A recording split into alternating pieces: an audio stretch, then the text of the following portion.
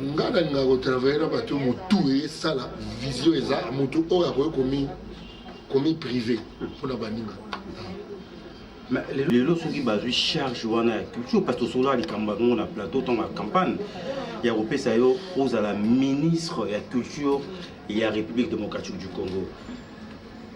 D'abord sentiment les rosani ceux qui le lot grâce ou un épée s'améliorer. Non c'est pas la boîte. Naza na moi expérience ya moi mingi na makambo etali culture. Gamoko naza musicien. Il faut dire que la banni au théâtre radiophonique dans la 3e année primaire. Et puis je joue avec des comédiens et à théâtre et de très grands. Oh, j'avais entendu et j'ai vu. Félicitations à Congo Promo TV. Igela coiffe ikote Papa na Kerwan éternel Kenaya Kanda Taba ikote Sensi Nganda Taba Fene Nganda Taba Chez Hugues la coiffe ikote Papa na Kerwan éternel Kenaya Au 174 avenue Aristide Briand 93 320 le pavillon sous bois. À la petite porte à gauche association Hugues Ikoté.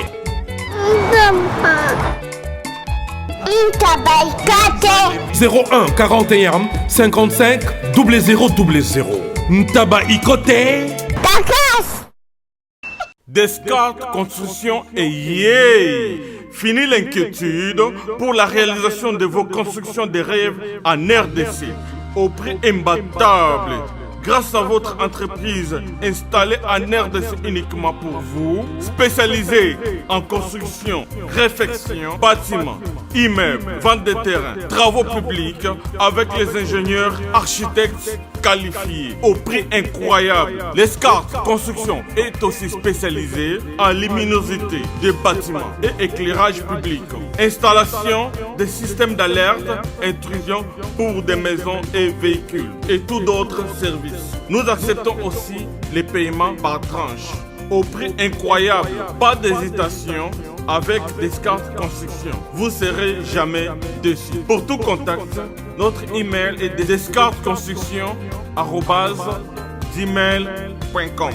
Notre numéro de contact plus 447 93 92 82 813 et appelez-nous pour Kinshasa plus 243 89 91 56 86 2.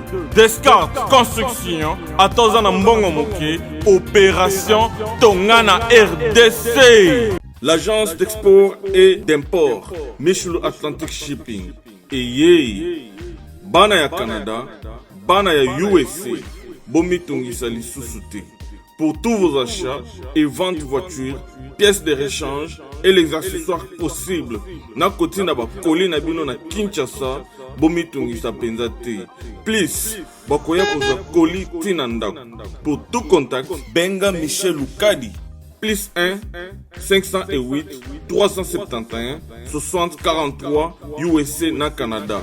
Pour la Kinshasa, Benga na plus 243 89 551 30 38. Michelo Atlantic Shipping. Yaboye. Bazuapi. Raph Ngindou, félicitations pour la promotion, c'est la pour l'artiste. Que Dieu te bénisse. À connaît pas demander, il n'y a rien en face. Suivez Congo Promo TV avec le PDG Raph Ngindou. Nanenga mabete Congo Promo Raph Ngindou. Boga, en tout cas, félicitations, merci si tu es où, mais là. Raph Ngindou, le présentateur de la force créative Congo Promo. Congo Boroto, c'est la force militaire de Congo Promo. Et faites comme moi, allez voir Congo Promo, tv5.com. Donc au nom de Jésus-Christ, nous bénissons le Congo Promo. Avec Raph Ngindou, Congo Promo ne tombera jamais. Piccolo Congo Promo nde. Ouais, Balobi Raph Ngindou. Congo Promo toujours, grande puissance. Come on. Congo Promo qui torcos net in a film. Congo Promo babunda nanango. Raph Ngindou.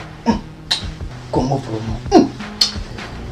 Wata plus, wata na des boss là. Juste après l'élection, Boébi qui est honorable Jean Goubal Kalala, Otoyamba qui est Mbalépélé, la personne a bésu à Télé 7, au Bino Baïmbo pour pécher confiance de l'Assemblée nationale. Alors, tout Zunga qui n'a pas rapport que toi et sentiment parce que depuis qu'il a commis honorable notre ça une émission a été honorable Jean Goubal de pécher au mot. Mbote de quoi et c'est toujours pour Baïmbo qui doit avoir la sagesse, le losa honorable. Est-ce que vous s'attendez à qui n'a rien? Ah, oui et non. Oui, la langue a parcours n'a ya vie n'a. Oui, par rapport à ce qu'on a postulé. Ngaza, moi na lemba, a postulé kuna. Et puis, ce qu'on y est dans milieu na vivaka, vous comprenez que nous avons monté à bateau. Donc, voilà, sur nous avons bateau, nous avons décidé de faire des yo, tout le monde yo suppose aujourd'hui, et c'est nous avons dit la zinga là. Après la bonne, on a dit que oui. Non, par rapport à imbroglio, ben contexte. Il y a des élections en Négué Salamaki. Et comme a dit Keba Keba. Et comme a dit Keba Keba. Mais est-ce que, honorable Jean Goubal Lelo, est-ce que vous avez un artiste, il fallait voter, faire Songolon Pakala, pour tout ça, on a une force dans l'ensemble, tant qu'artiste musicien. On a regretté à Lexus. Pourquoi Lexus? Lexus, c'est une force, il y a pensée. Pourquoi quand Lexus? Parce que Lexus a une pensée forte et Lexus a une vision positive. Il y a ma cam. Nga travailler na bato motu et ça la vision est ça motu o a commis privé pour la baninga. Mais les lots qui basent charge ou la culture parce que sur là les campagnes on a plateau dans la campagne il y a repé ça yo aux à la ministre de la culture et la République démocratique du Congo. D'abord sentiment aux années ceux qui le lot grâce à une s'améliorer. Non c'est pas la boîte. Naza na moi expérience ya moi mingi na makambo etali culture. Gamoko naza musicien. Il faut dire que la banni au théâtre radiophonique dans la 3e année primaire. Et puis je joue avec des comédiens et à théâtre et de très grands. Mi parlait déjà Bibi eza libanda na misu na nga na zo mona ngo. Et 3e pe koli ka ningo lo baki 3e koli déjà. Ngane libanga ti. Ona yawa te. Na yesi zibe service. Na zwakata 37 koli awa na zibe service na mbala moko. 37. Oh, ngaku na banga ki na esi mona chaka 3. Ah bon? Yiba yango na kiserie na bango ya musala. Basa pe na Brazzaville. Moi, je suis en Angola. Bazali na Angola, bazali na Brazzaville. C'est que tu es au monde entier. Vous connaissez le Kola Mundele? Na monde Angola. Aja Mundele te. Azakia. Yo mutuza na France. Précisément ils na Paris. Ils na Rennes. Ils na Lyon. Ils na Sikanine. Soko uza na Colina yo.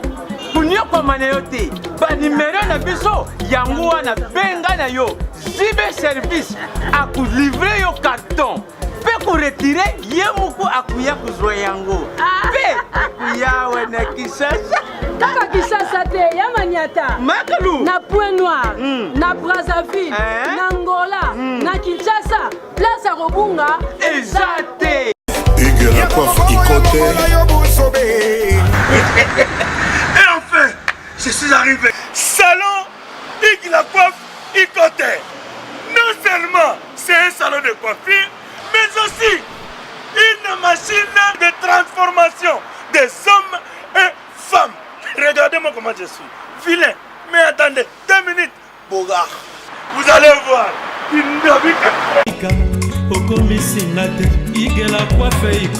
Hugues la coiffe Ikote, votre salon de coiffure mixte afro-européen situé sur la Nationale 3 au 174 avenue Aristide Briand, les pavillons sous bois. Pour plus de précisions, veuillez nous contacter au 01 41 55 00 00 ou encore sur notre site huguelacoiffeikote.com. Nous sommes ouverts tous les jours de 8h à 20h, même les jours fériés. Hugues la coiffe Ikote, l'homme qui coiffe la ville. Hugues la coiffe Ikote, le salon de coiffure mixte afro-européenne de proximité. Au 174 avenue Aristide Briand, les pavillons sous bois sur la Nationale 3. Un seul numéro, 01 41 55 00 00. La beauté de votre chevelure chez votre frère. Hugues la coiffe Ikote, même père, même mère.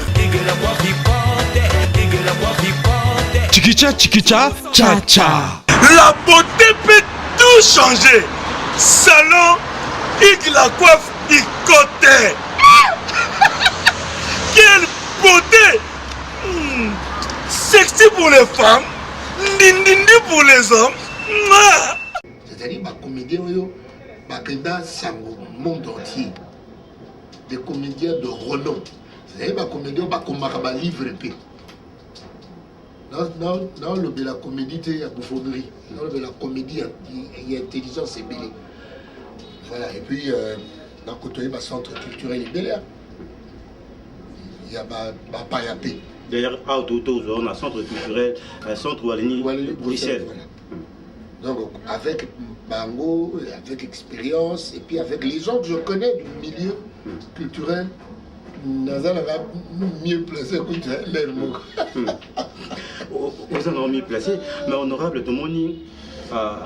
Qui a plaisir, la première photo au qui publié l'internet aussi, qui pour la première fois. Et ça qui va te bêler plaisir. Mais le long de mon continent monde politique, est-ce que vous avez une vie politique en tant que politicien? Est-ce que c'est facile? Il y a une communauté de DF que les gens peuvent lobby pour changer tes façons d'être. Tes façons d'être, ce qui m'a changé. Il faut tendre vers beaucoup plus de discipline et d'amour du prochain. Ce qui a changé les naissance, voilà. Beaucoup plus de discipline et d'amour du prochain.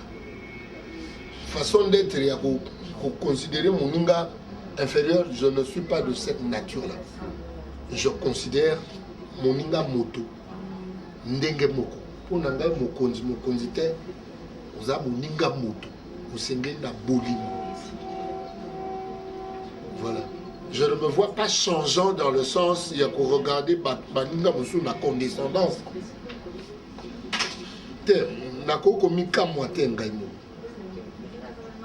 Normalement, ce peut te tailler bien. Ma clé a beaucoup de nazana.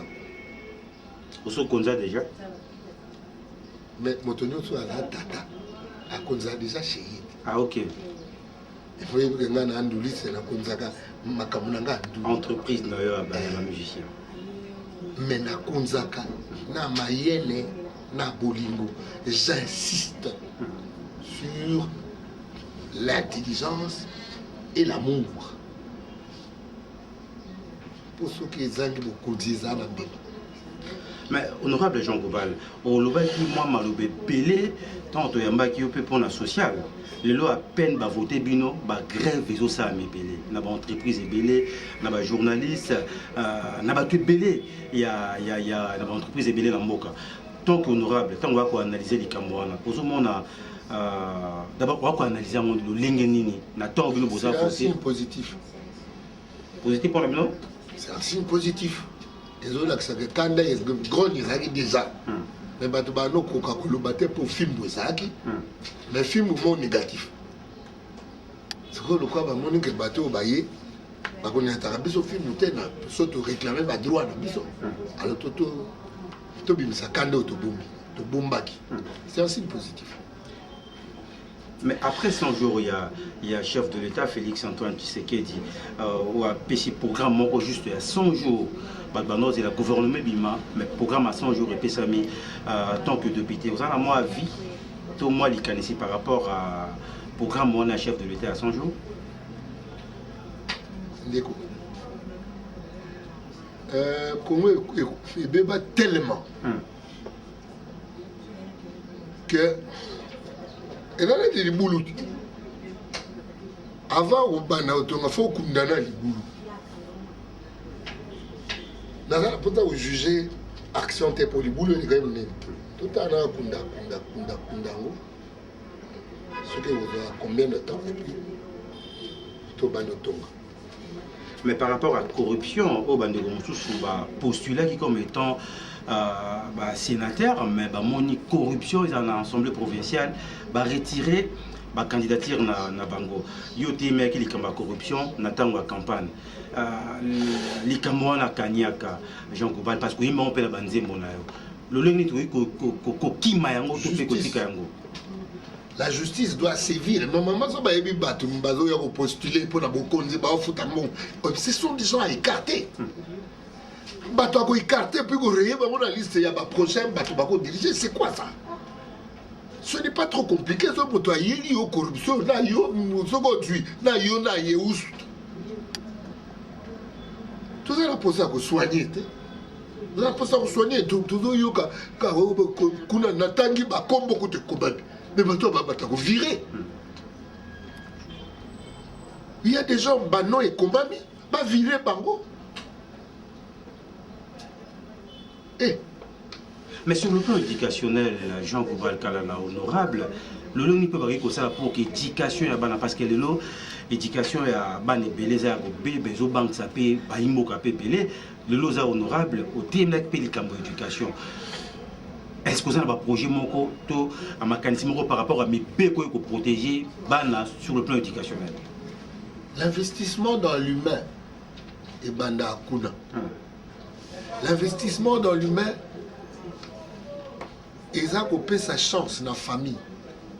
Le bébé, ils ont à mesure. Il y a beaucoup là bien.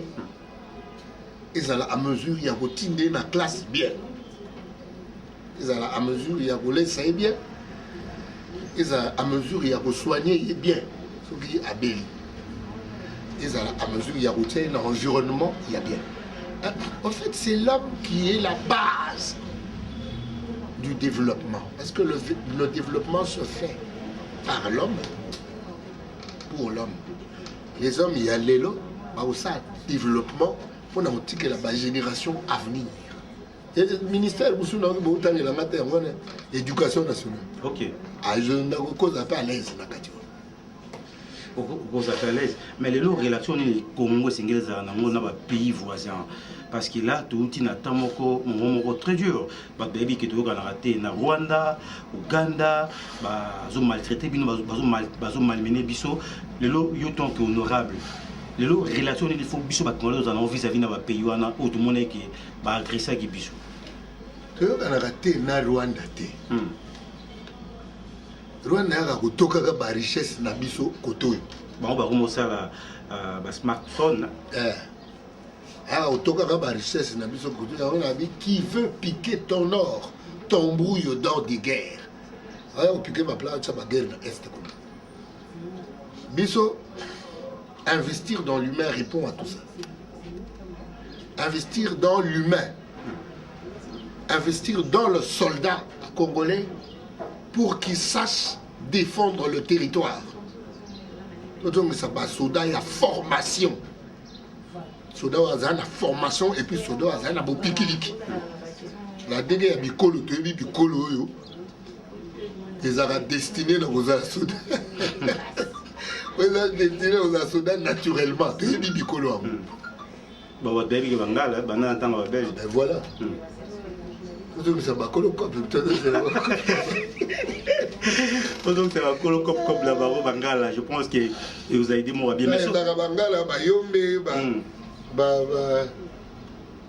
tété là. Bon, ma tête. Le papé. Ma tête, On va dire à ligne, moi, vous deux fois. Mais ce qu'honorable, ça va diminuer nos salaires, en tant qu'honorable, va diminuer le salaire, pour faire ça, va fonctionnaire à l'État. Et vous appelez au moins. Va diminuer le salaire poignet. Il paraît que Nani, Makambo, il y a télécommunication, et ben nous, c'est 66 millions par année. Écoute, ici, c'est 77 millions, moi, à côté de Kokite. On diminuer le salaire poignet. Alors, vous voulez diminuer c'est-à-dire que Congolais à côté ça n'a cerveau n'est beau pauvre. Le Congo les a payé pauvreté. Ce qui va continuer que bino pauvreté ça n'a cerveau n'a bino. Allez bambo on nyoso faut que ne pas n'a bino ba autre on a ba push. Ba diminuer so là bon mais bano ça na une année 66 millions, ba ça 77 na moi moko ba diminuer. Yo monte que so ça 77 fois 12 et héroïne. Bon là tout est bon dire. Bon ce que va fonctionner bon match là on connaît. Mais les cons les autres monana.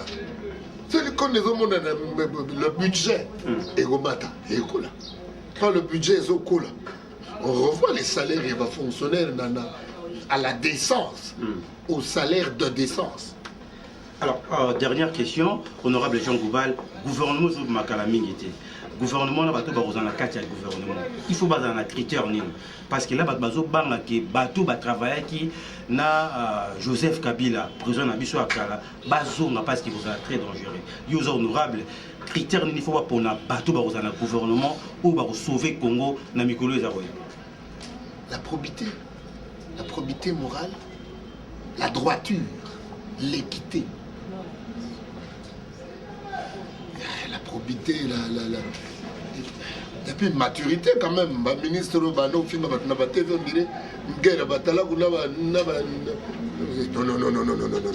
Tu payes trop, tu payes musique trop. Tu payes musique trop. J'ai un sens de l'autre. Il y a respect.